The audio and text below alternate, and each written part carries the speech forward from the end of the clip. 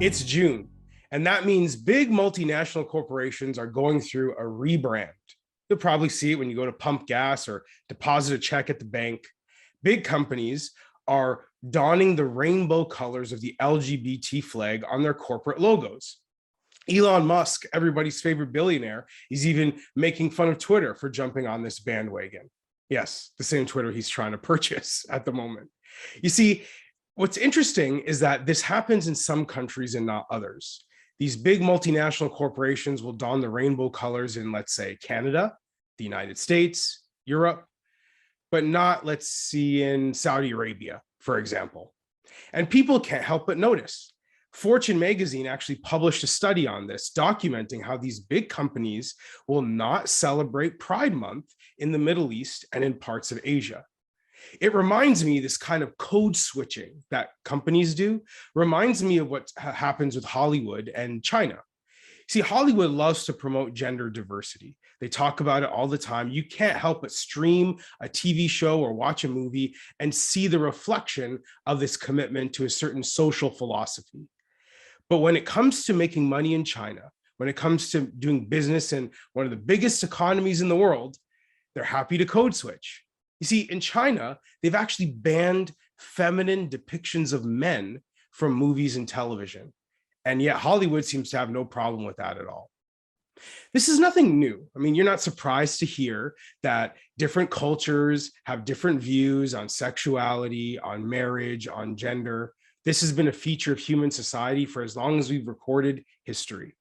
But what's interesting is that we are now at a point where we give corporations the freedom to acknowledge these different points of view, but not the employees at these companies.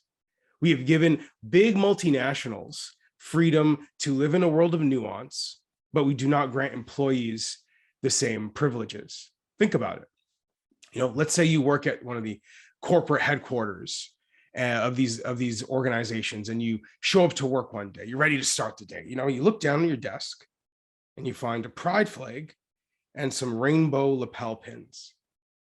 Now, you could be thrilled by that, or maybe you are uncomfortable with it. Not because you have some kind of opposition to a coworker or to a community in our diverse democracy, but maybe for religious reasons, you don't want to wear a lapel pin or wave a rainbow flag, but now you feel pressured to. Or maybe you just don't like feeling pressured at all. Maybe you don't like the idea that someone's got expectations that you participate in certain activities and be involved in political and social causes that you're just not interested in. Or what if you're really interested in those social causes and at home you've got a pride flag and in your off day you wear a rainbow lapel pin, but you just don't want to bring that into the workplace? There's so many different ways a human being can react to these sorts of moments. And yet, how many employees do you think feel the freedom to actually express their point of view? How many people would go to their boss and share their perspective on this?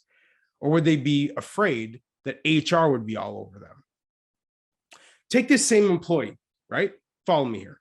And this employee now goes home, talks to his or her spouse, talks to his or her children, and learns that his or her daughter, who's not even 10 years old, is being taught gender ideology at school, being taught to separate gender identity from biological sex.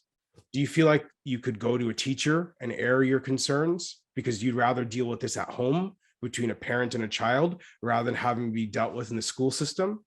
Do you feel like you could go to your principal? Could you go to a school board trustee and say what you think? Or might you be too scared of being called a bigot, too scared of being stigmatized, so you just don't say anything at all? You see, we've given corporations the freedom to live with these nuances, to acknowledge that there are different ways of looking at this stuff. They get to enjoy this freedom in pursuit of their values, which is increasing their bottom line. But why can't the employee, why can't the individual, why can't the citizen also be encouraged to live in a world of nuance, to acknowledge different points of view, to pursue his or her own beliefs and values? Something I think we should think about.